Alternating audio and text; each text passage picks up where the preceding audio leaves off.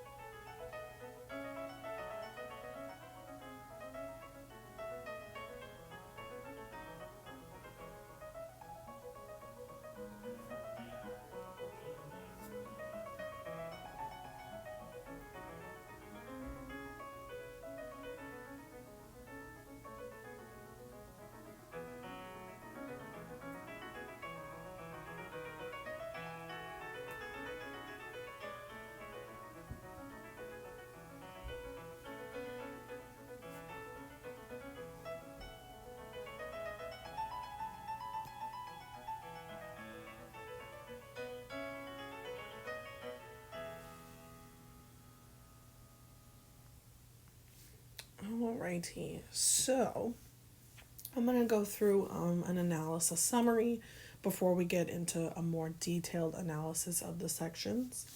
So bars 1 through 8 is what I would consider period 1.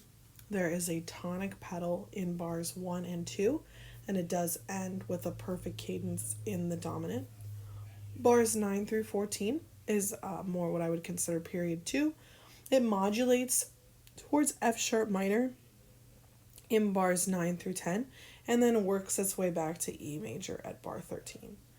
It ends with a perfect cadence in the tonic, viewed as a dominant of A, in which the key of the next period is about to appear. And actually, I apologize. I think that's supposed to be C sharp minor, not F sharp minor. My bad. Bars 15 through 24 is what I'd consider period 3. It has a subdominant pedal in bars 15 and 16 and a dominant pedal in bars 19 and 20 with a tonic pedal in bars 22 and 23. It's reproducing the opening bars in the key of the subdominant and then gliding back in bar 17 to the original tonic key. And then bars 23 and 24 is just a plagal cadence. So this first section is the enunciation section. We'll kind of go through each of the little sections here. So bars 1 and 2, the subject is in the alto, where it ends on the first 16th note of beat 3, bar 2 in E major. Bars 2 and 3 have the real answer in the treble, but it does enter slightly before the conclusion of the subject, with the counter subject in alto in B major. Bars 3 through 5, the subject is in the bass and the counter subject is in the treble, still in E major. Bars 5 through 6 are a short codetta. Bars 6 through 8, the subject is in the treble clef, while the counter subject is in the bass, still in E major. Bars 7 through 9, the answer is in the alto and the counter subject is in the treble. And bars 9 and 10, the answer is in the bass and the counter subject is in the treble. This is the first example. This is the first 3 bars. Highlighted in red is the subject. You can see that in the middle of bar 2, the subject and the answer overlap even on the same note, and then split apart into the answer and counter subject. And you can see just at the end there, at the end of measure 3 in the bass, the start of the subject happens again right after that. It's pretty quickly moving. And the subjects, answers, and counter subjects all tend to kind of almost be cohesive in that there's not a break for either or. They all just seamlessly transition into each other. The next section is the modulatory section. So bars 11 through 12 is a codetta. And then bars 12 through 13 were introduced to the subject in treble, now in C sharp minor, being the parallel minor to E major. Bars 13 through 16 is the first episode, where it modulates from G sharp minor to C sharp minor. And then in bars 16 through 17, the subject is in the alto, but the counter subject in C sharp minor is completely absent.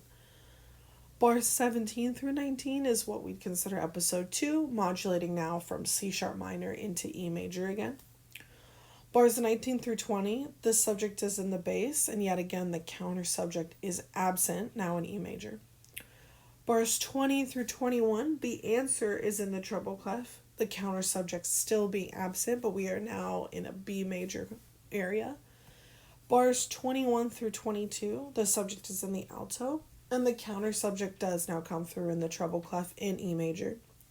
And then bars 22 through 25 is episode 3, modulating from E sequentially through A and B, and then back into E. So this is a quick little show of the episodes. The first example at the top is episode 1, and it does go all the way through into that second example until it stops right at about the end of measure 16. All of these episodes do not have a very large transition time, especially between episode 1 and 2. There is, you can see somewhat of a cadence point in between episode 1 and 2 where you see those G sharps into a C sharp. And then the section between episode 2 and episode 3, you do actually get to see the subject, answer, and the counter subject all come through within that time before episode 3 comes forth. Within these episodes, you do see quite a bit of sequencing. In episode 1, you can see that there is a bit of sequencing in the treble voice. In episode 2, that sequencing is now in the alto voice. And then in episode 3, that sequencing is still in that alto voice. So that never sequences yet, so far at least, in the bass. It's mainly within the treble and the alto voices.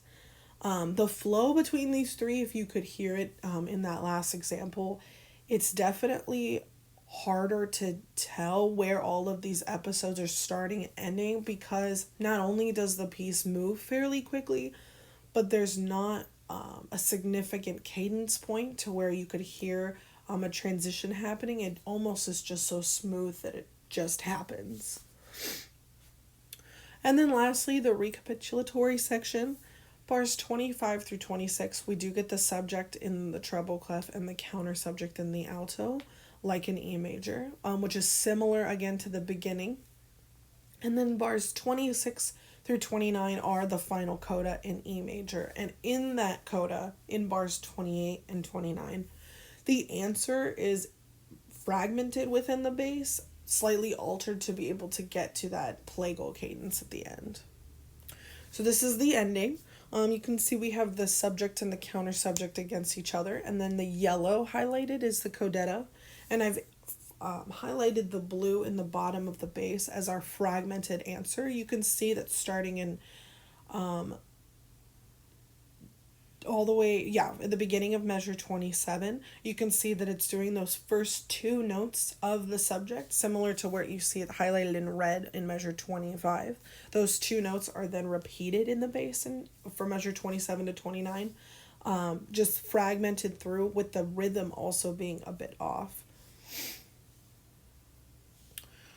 So a quick summary. The exposition is bars 1 through 5. The counter exposition is bars 6 through 10.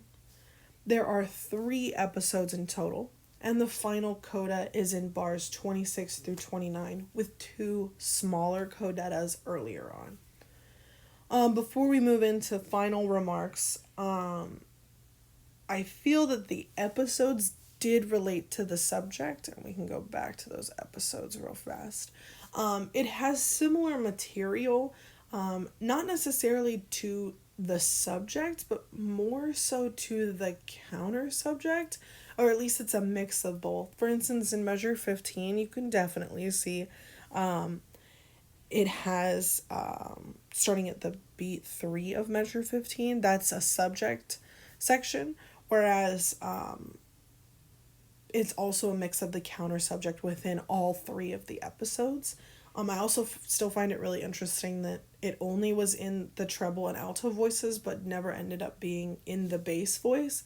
The bass voice is almost doing its own sequencing, especially moving after that second episode into the third episode. It's doing eighth notes instead of 16th notes, while this treble voice is actually doing something that we hadn't seen anywhere else before that.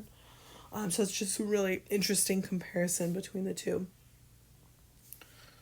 All right. So then we look at the final remarks.